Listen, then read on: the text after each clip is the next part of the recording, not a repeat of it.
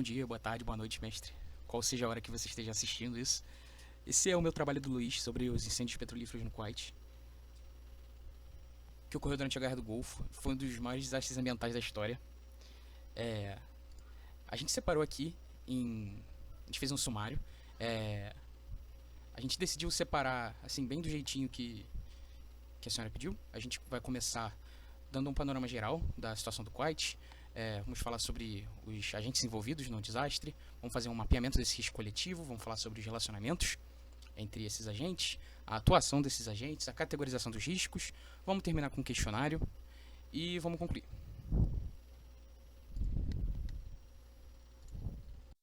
O Kuwait é um pequeno país localizado no Golfo Pérsico. Ele possui a sexta maior reserva de petróleo do mundo, que é facilmente exportado por sua baía de águas profundas. O Kuwait só veio a se formar como país a partir do século XX. Anteriormente, ele era simplesmente parte de outros impérios. O Iraque, por sua vez, considerava o Kuwait como sua 19ª província. Com essa mentalidade, mais uma série de disputas sobre a produção e venda de petróleo, o Iraque acaba por invadir o Kuwait em agosto de 1990, o anexando ainda no mesmo mês. A invasão do Kuwait foi muito mal vista pela comunidade internacional, ao ponto de, pela segunda vez na sua história, o Conselho de Segurança da ONU votar a favor da criação de uma coalizão para expulsar os iraquianos do Kuwait. O ultimato foi dado às forças iraquianas. Até dia 15 de janeiro de 1991, eles iriam se retirar do Kuwait, senão enfrentariam toda a força da coalizão da ONU. Por sua vez, os iraquianos tomaram a infraestrutura petrolífera do Kuwait como refém, ameaçando explodi-la, caso a coalizão invadisse. Na data marcada, a coalizão cumpre sua promessa e inicia sua operação de libertação do Kuwait. Os iraquianos também cumprem a sua, e começam a destruição, em larga escala, das infraestruturas petrolíferas kuwaitianas. Em menos de um mês, a maioria dos poços de petróleo do Kuwait serão sabotados de alguma forma. Cerca de 600 a 700 entrarão em chamas, enquanto o resto cuspirá petróleo contra o solo. Será somente em novembro de 91, 8 meses após o início da operação de libertação do Kuwait, que o último poço de petróleo será fechado e a crise será controlada. Nós mapeamos os agentes envolvidos no desastre e separamos em agentes públicos e privados. Esses agentes públicos sendo a Companhia de Petróleo de Kuwait, o ator principal do negócio todo, os exércitos da coalizão, Inglaterra, Estados Unidos, etc., o exército iraquiano, a população do Kuwait e regiões próximas, o governo do Kuwait, organizações internacionais e dentro das OIs a gente botou as ONGs também. Como agentes privados, a gente selecionou as empresas de combate a incêndio, os voluntários, outras companhias provedoras de diversos serviços. Foram mais de 30 países, bom, quase 40. Foi feita uma coalizão aí, tanto governamental quanto não governamental para combater essa tragédia. Nós chegamos à conclusão de que, durante essa crise, era de suma importância o Kuwait recuperar sua capacidade produtiva de petróleo, porque é ele que financia o Estado. E só com esse financiamento o Estado conseguiria reconstruir suas infraestruturas e instaurar políticas de controle a danos ambientais e às doenças. Só que, para retomar a produção de petróleo, seria necessário apagar os incêndios. E essa tarefa é uma tarefa complexa e perigosa.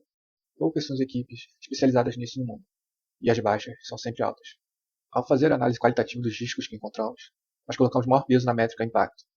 Após o cálculo, os riscos que ficaram no topo da lista são o número reduzido de profissionais especializados no combate às chamas, a produção local de petróleo e combustíveis que se tornou insuficiente para o consumo do país, a falta de equipamento que foi roubada ou destruída pelos iraquianos, a longa duração do combate às chamas, cujas primeiras estimativas estavam na casa dos anos, e a perda da infraestrutura petrolífera, o que impedia o Kuwait de financiar seus gastos governamentais e impedia suas importações.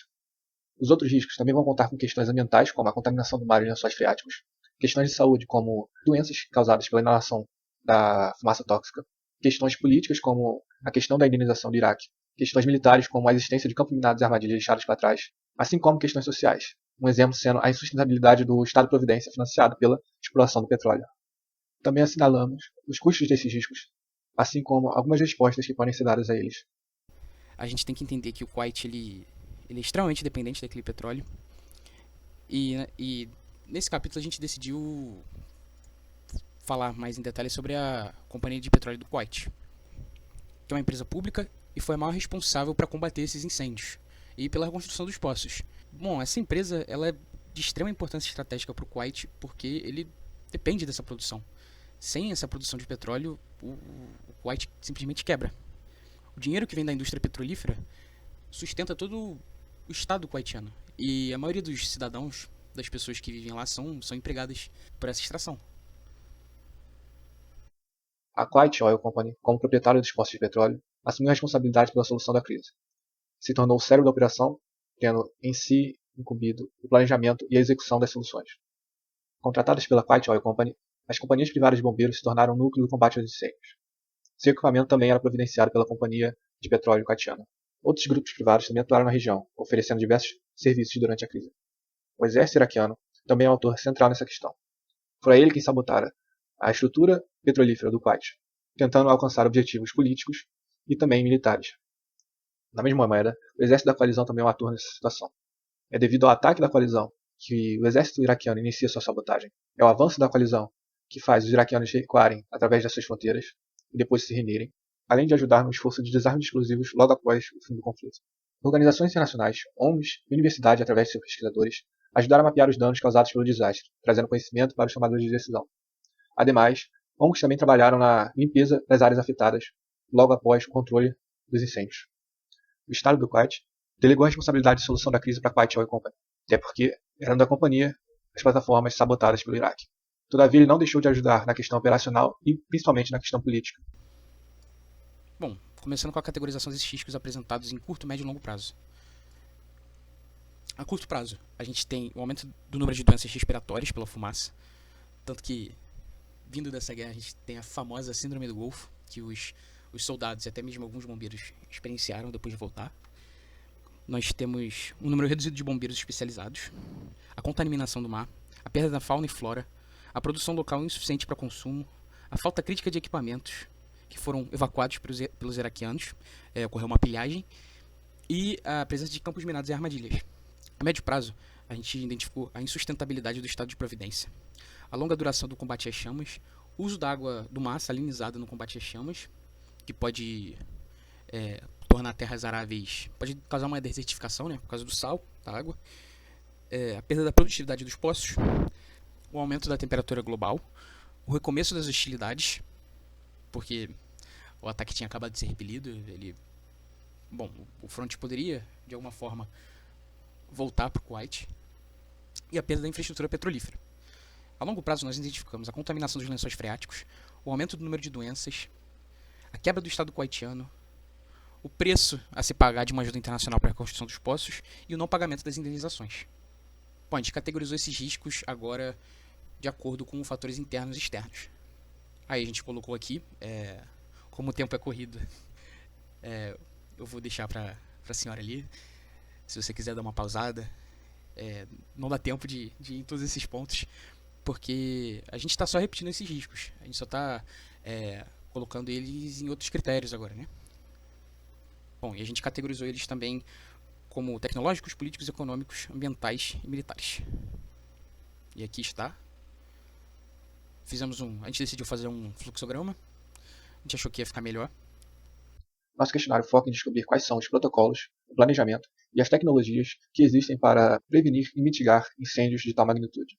Além disso, também focamos na questão financeira, de onde virá o dinheiro que pagará toda a operação que está sendo realizada. E a questão ambiental, querendo descobrir como os danos serão monitorados daqui para frente.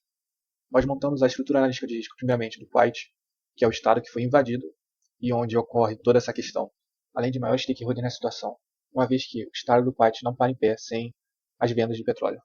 Em segundo lugar, montamos a estrutura analítica da Kuwait Oil Company, a companhia que teve seus ativos destruídos e agora tem que reconstruí-los, além de apagar os incêndios neles. Bom, com esse trabalho a gente analisou todo o contexto anterior da guerra, a tragédia, a gente categorizou os riscos e conseguiu fazer um bom apanhado da tragédia. O trabalho foi bem interessante, foi bem diferente fazer um planejamento de risco de um país, de uma tragédia em um país no meio de um conflito internacional, ao invés de uma empresa como a Embraer. É interessante como a gente conseguiu transferir os conceitos que a gente aplicou em uma empresa privada para um desastre desse tamanho. E é isso, vale ressaltar também que essas fotos muito legais que eu coloquei no trabalho foram do fotógrafo Sebastião Salgado, que é a maior referência em fotografia para essa guerra e para essa tragédia. Ele é brasileiro. Ele escolheu o preto e branco, né, para destacar o petróleo na pele dos trabalhadores, destacar a tragédia, e ficou uma coisa assim dramática, quase que de outro mundo. Enfim, aqui estão as referências que a gente utilizou.